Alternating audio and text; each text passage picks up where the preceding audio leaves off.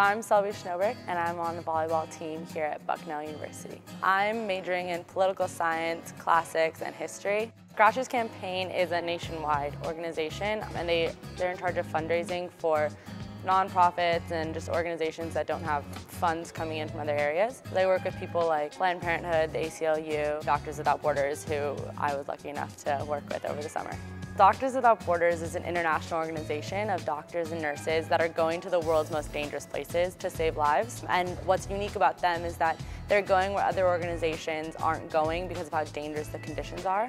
And they also don't accept funds from governments. They're totally independent. They're based in France, but they have no affiliation with any governments, and they just recently stopped taking money from governments so that they could go to nations where they're not particularly aligned with a certain country or they're not allies with somebody, because they want to help as many people as possible regardless of politics or religion or any other inhibitors.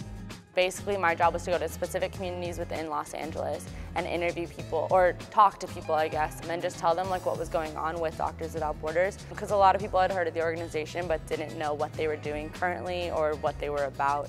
I would go and kind of educate the public, but then I also was responsible for bringing in donations. And part of our job from Grassroots was to get monthly contributors, because a lot of people will donate one time.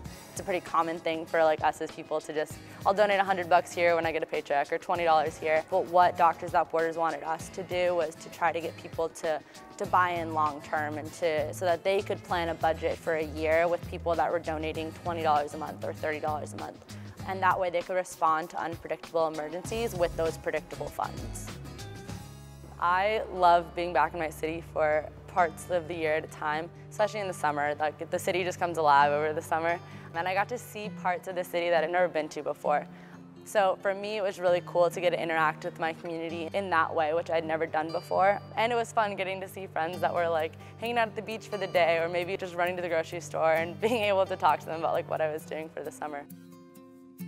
I definitely felt a call to take a bigger, I guess, look at my future, and just, I want to do something that's going to impact the world.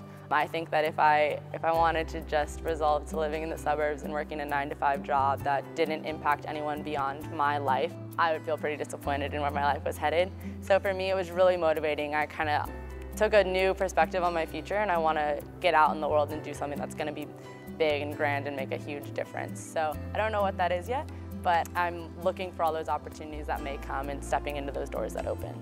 I learned that malaria, the medicine for it, can cost as little as 40 cents. And so I would always tell people, like, there's broke college kids home for summer, there's families that are like struggling through hard times, but they really had a heart to help. And I would tell them, if you donate just $10, like just this one time, you're already saving like almost 30 lives. And so for me, like, that was a big lesson for me, is that we all have the capacity to help in some way. And so telling people that they have the ability to help is often so empowering.